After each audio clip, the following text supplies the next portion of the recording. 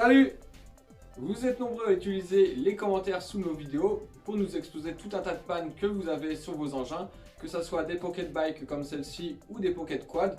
On a les mêmes moteurs, donc généralement on a les mêmes pannes. En sachant que c'est pas toujours évident de pouvoir vous aider, de pouvoir vous dépanner via des messages. Parce que quand on n'a pas l'engin sous les yeux, on peut vous donner des pistes à suivre, des choses à regarder, mais on ne peut pas toujours vous dépanner. Aujourd'hui, on va prendre la panne qui a été le plus souvent citée dans nos commentaires. C'est laquelle? En fait, quand la moto elle démarre, Oui. la moto elle démarre, mais au bout d'un moment elle coupe. Elle coupe. Alors ça, c'est une panne qui est très courante sur ce genre de véhicule. La moto démarre, elle tourne au ralenti, elle tourne très bien au ralenti, mais dès qu'on accélère, elle cale, elle s'étouffe. Ou alors elle va avoir tendance à rouler, vous allez pouvoir rouler un petit peu et puis d'un seul coup, hop, elle s'étouffe, elle se coupe.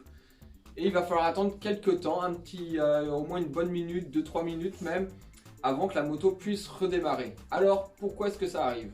Alors Jamy, c'est quoi cette panne? Dis-moi Jamy, je comprends pas. Quand vous avez ce genre de panne, vous pouvez être à peu près sûr à 90% que cela vient du circuit de carburant. Et on va voir ensemble comment régler ça.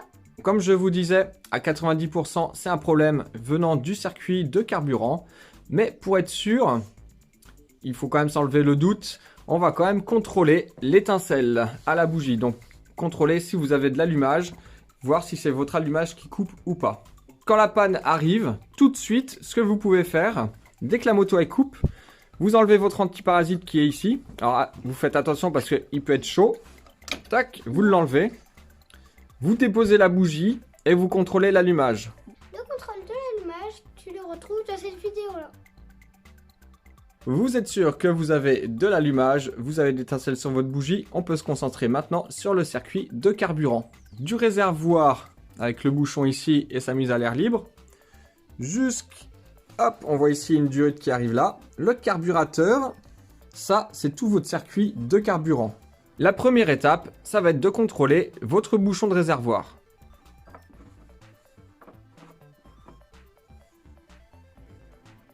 La mise à l'air libre, c'est ce petit tuyau. La mise à l'air libre va permettre au réservoir, en fait, au fur et à mesure que l'essence va couler, voilà, elle va faire passer de l'air. Parce que la partie du réservoir, imaginez votre réservoir donc, qui est plein d'essence, au fur et à mesure qu'il va se vider, il faut que cette partie qui se vide soit remplacée en fait par de l'air. Donc il faut une mise à l'air libre. Si votre mise à l'air libre est bouchée, votre réservoir va être en dépression et va faire que l'essence va couler vraiment très doucement ou alors pas du tout. Bienvenue à la réunion des réservoirs dépressifs. J'aime trop l'essence. Ben moi j'aime pas parce que ça me tape la tête. Et ben moi j'aime bien parce que je bois en même temps. Mais arrêtez de dire des trucs, des blagues parce qu'on est en réunion. On est à une réunion de réservoirs dépressifs. Donc là, première panne. Ça va caler. Ça va caler, voilà. Vous allez pouvoir démarrer la moto parce qu'il y aura un petit peu d'essence dans le carburateur. Mais il n'y aura pas assez d'essence à arriver. Et donc la moto va finir par caler dès que vous allez vouloir accélérer. Vous allez avoir besoin d'alimenter en essence. Vu que l'essence n'arrive pas, elle va caler. Alors Armand, comment on contrôle la mise à l'air libre? Comme ça.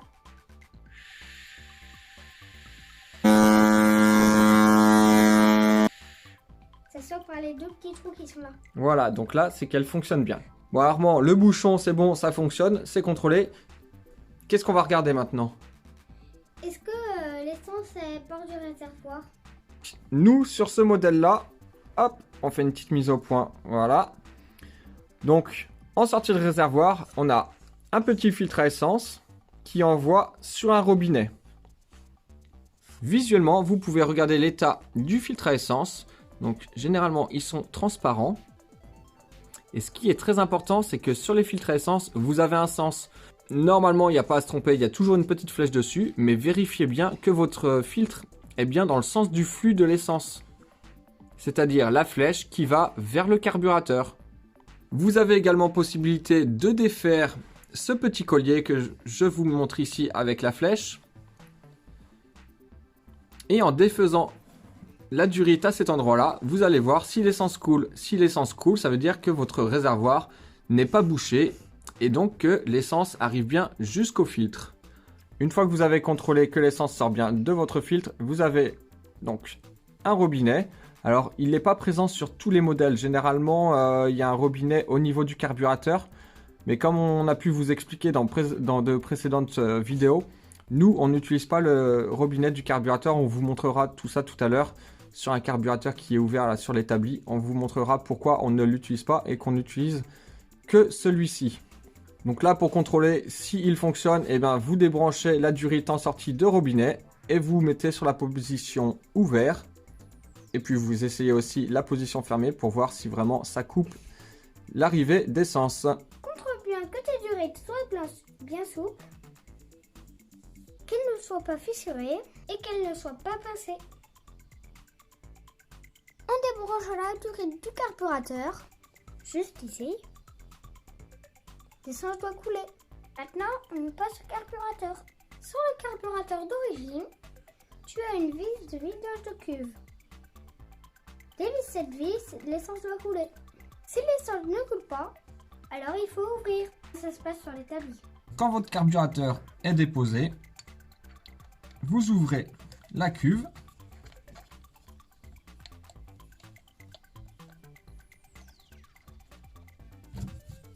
Donc là, c'est les deux vis cruciformes. En enlevant votre cuve, vous avez donc le flotteur qui reste au fond. Bien faire attention, le flotteur, il a un sens. Donc la forme un peu spéciale, elle va vers le bas, vers le fond de cuve. Donc bien contrôler que le flotteur est le bon, qu'il est bien libre dans la cuve. Et vous avez ici le pointeau qui se retrouve juste en dessous la languette en métal. Et on va aller le sortir.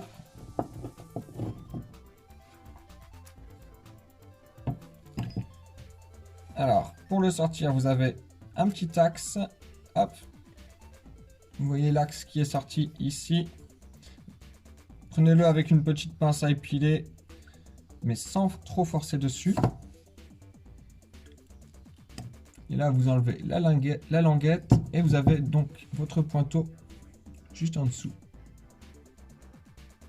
Donc le pointeau, lui, il va avoir un rôle un peu de robinet sur l'arrivée d'essence. Hop. Dans le carburateur, vous avez sa portée ici, donc ça c'est le trou qui est ici. Le pointeau, lui, va venir à l'intérieur. À l'intérieur, vous avez une forme un petit peu conique que le pointeau va venir fermer ou ouvrir. Le pointeau, du coup, lui, c'est le flotteur qui le fait monter ou qui le fait descendre.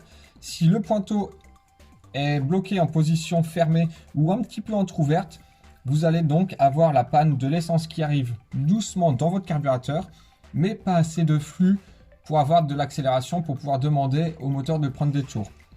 Donc, quand vous êtes là, nettoyez bien la portée, nettoyez bien le pointeau s'il a besoin d'être nettoyé.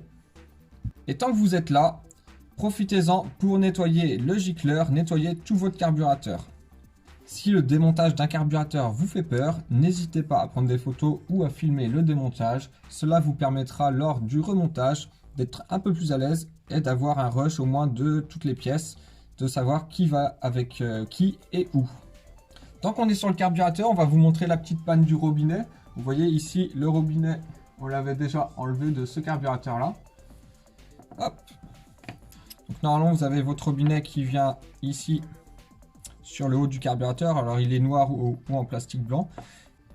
Hop, vous voyez ce joint, hop, qui est à l'intérieur. C'est un joint qui a tendance à se déchirer, lié au frottement en fait, au frottement qu'il reçoit à chaque fois qu'on l'ouvre ou qu'on le ferme. Et là même le caoutchouc, il est complètement dur et en fait il se casse, hop, en petits morceaux.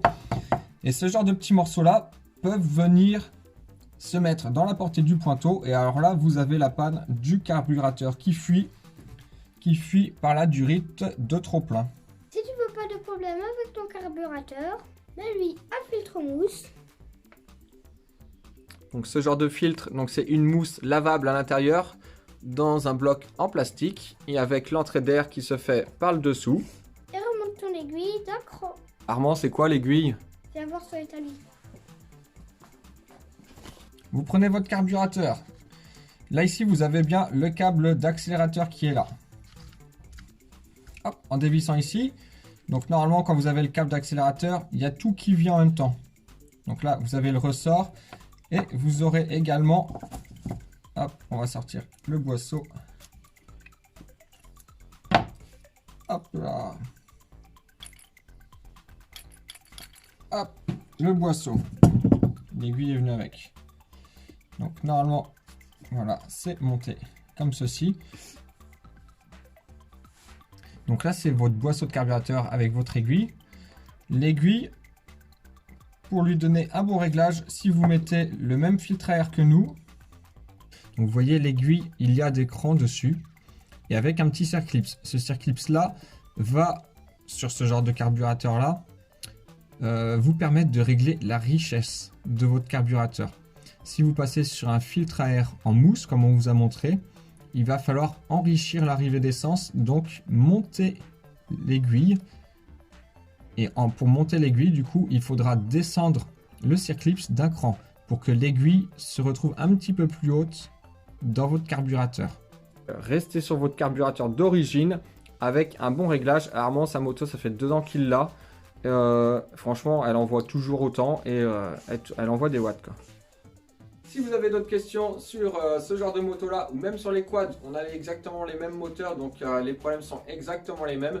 N'hésitez pas à nous le dire dans les commentaires, on essaie de répondre à tout le monde comme on peut. C'est pas toujours évident de résoudre une panne par message, mais des fois on y arrive. Donc laissez-nous un commentaire pour nous parler du problème que vous avez. Dites-nous aussi également si cette vidéo a pu vous aider à régler votre problème, votre souci. Si tu veux nous soutenir, n'oublie pas de t'abonner. Et nous Armand, on se dit quoi? À la semaine prochaine? Oui, à la semaine prochaine. À la semaine prochaine. Au revoir monsieur. Et mets un petit pouce bleu.